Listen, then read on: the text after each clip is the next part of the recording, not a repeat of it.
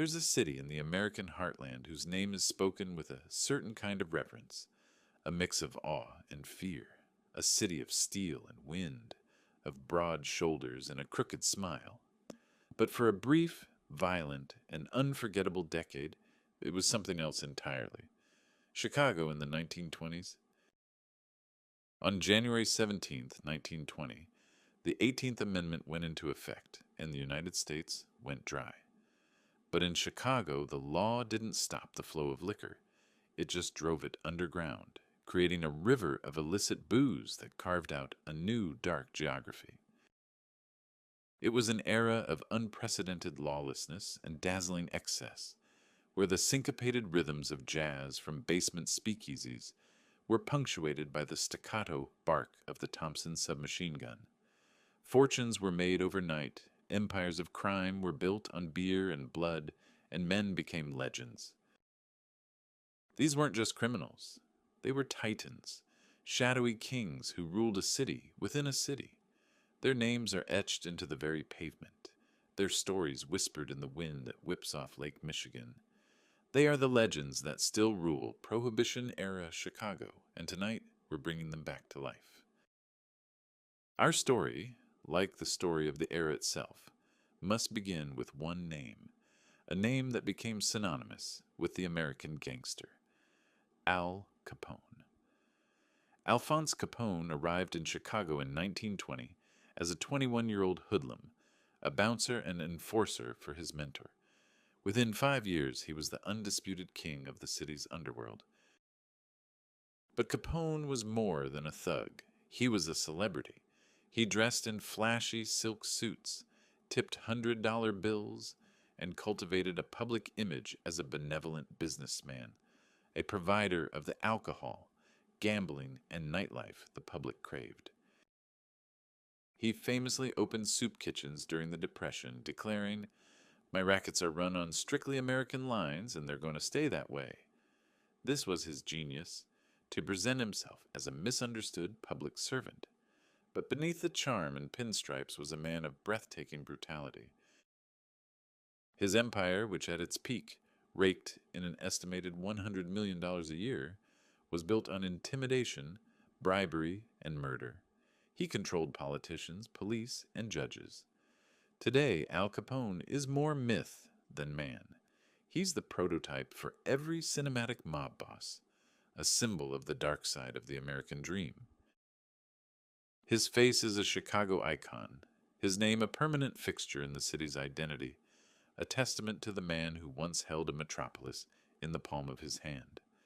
The man who brought Capone to Chicago and who built the foundation for his empire was a figure of opposite temperament, the cool, calculating John the Fox Torrio. Where Capone was bombastic and violent, Torrio was a quiet strategist, a criminal visionary. He saw prohibition not as a nuisance, but as the business opportunity of a lifetime.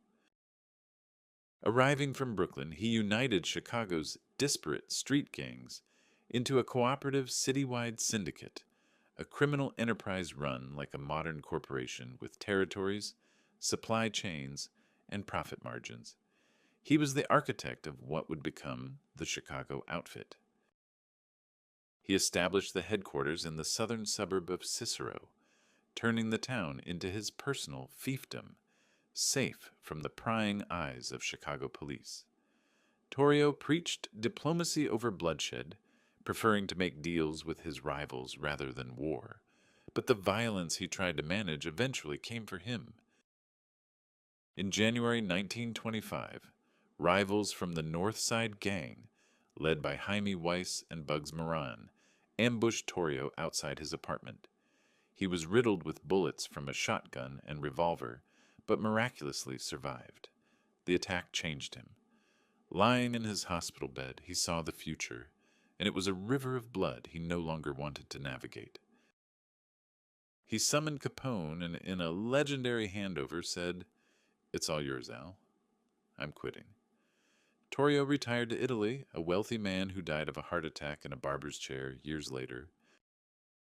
His legacy is the very structure of organized crime in America, the blueprint for a national criminal conspiracy he designed, and his protege, Al Capone, would perfect. The gang war that nearly cost John Torrio his life was ignited by the murder of one of Chicago's most colorful and dangerous characters, Charles Dion O'Banion. O'Banion was a study in contrast. By day, he was the proprietor of Schofield's, a lavish flower shop on North State Street, directly across from the Holy Name Cathedral. He was known for his beautiful arrangements and his quick Irish wit. But by night, he was the ruthless leader of the powerful North Side Gang, Capone's chief rival in the city's beer wars. He was a brilliant safecracker, a hijacker, and a killer, yet he sang in the church choir and loved his flowers with a genuine passion. His flower shop was his headquarters, a place where a gangster could order a funeral wreath for a friend he'd just had murdered.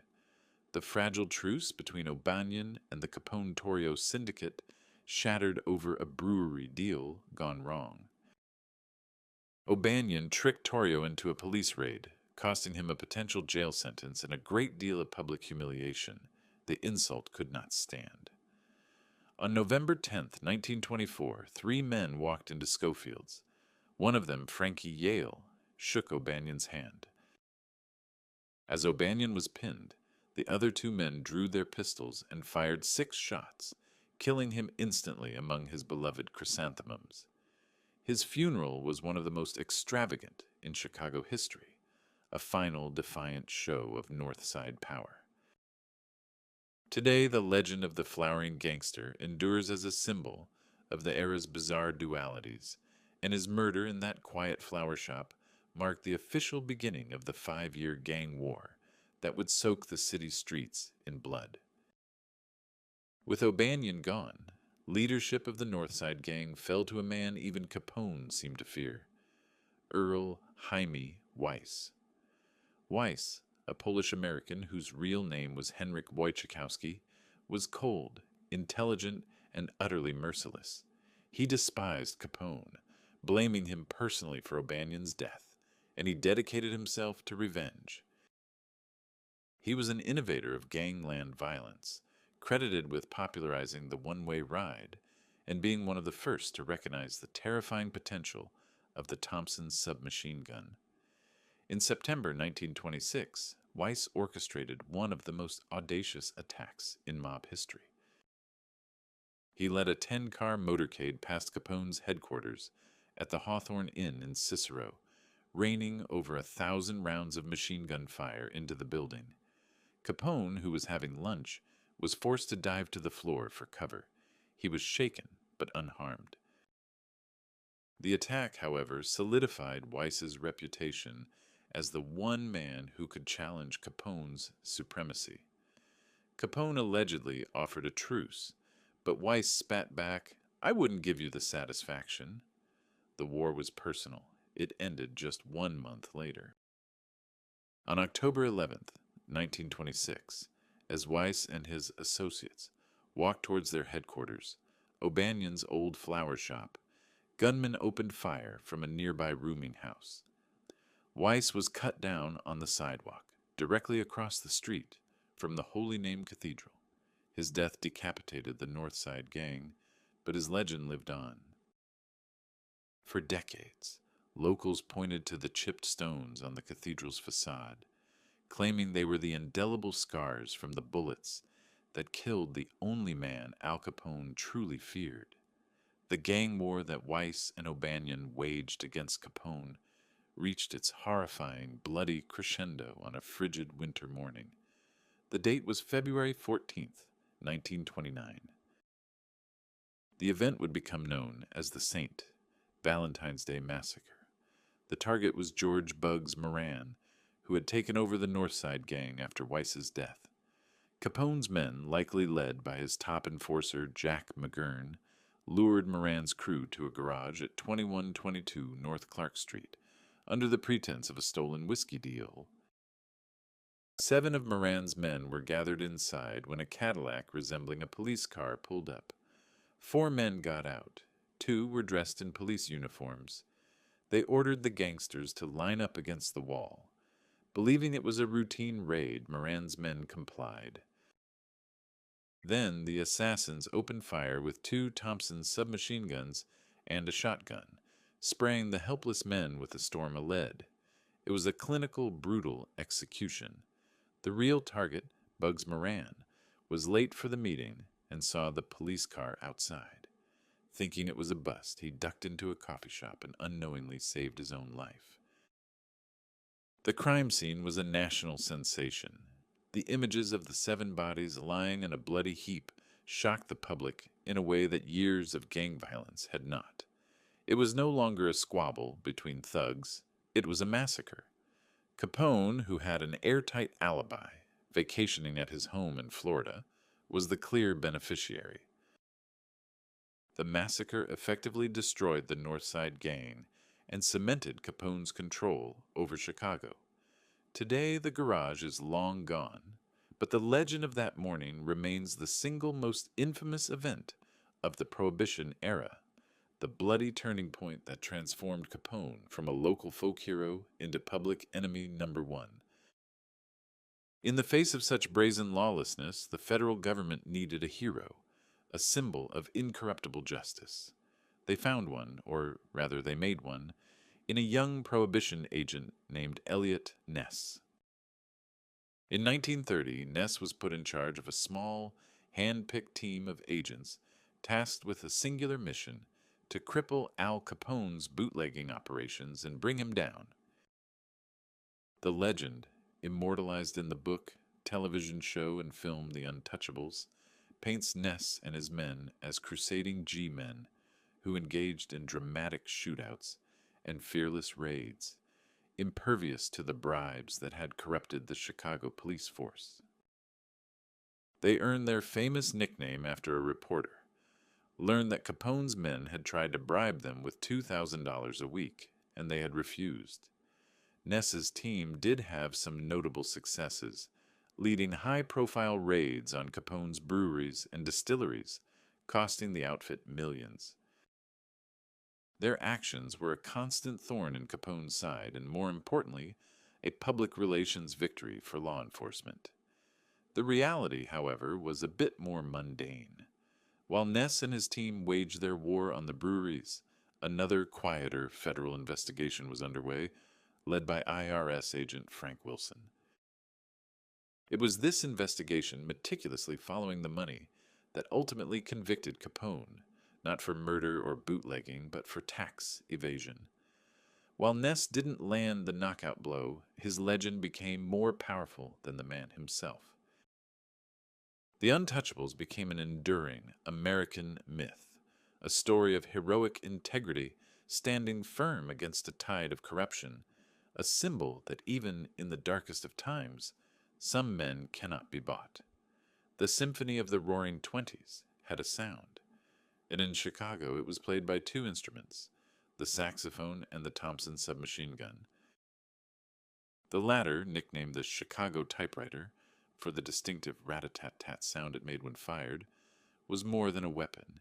It was an icon, the tool that defined the era's violence, designed by General John T. Thompson for the trenches of World War I, the Tommy gun arrived too late for the war, but found a ready market in the gang wars of American cities. It was a game changer, portable, relatively easy to use, and capable of firing hundreds of rounds per minute. It gave a single gunman the power of a small army. Gangsters loved its psychological impact. The sight of a violin case, a common method for concealing the weapon, was enough to inspire terror. The sound of the typewriter echoing through the city's canyons became the sound of mob rule. It was the weapon of choice in the Saint. Valentine's Day Massacre, its .45 caliber slugs tearing through the victims with horrifying efficiency. The gun became so synonymous with the Chicago gangster that it forced law enforcement to adapt.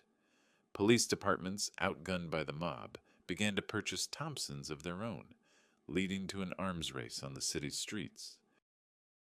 Today, the image of a pinstripe-suited gangster holding a drum magazine Tommy gun is burned into our collective consciousness. It's a visual shorthand for the entire Prohibition era, a piece of lethal machinery that became a legend in its own right, the true sound and symbol of Chicago's violent reign. Every king needs a knight, a loyal and deadly enforcer. For Al Capone, that man was Vincenzo Garibaldi, better known by his fighting name, Machine Gun Jack McGurn. McGurn was the muscle behind Capone's brain.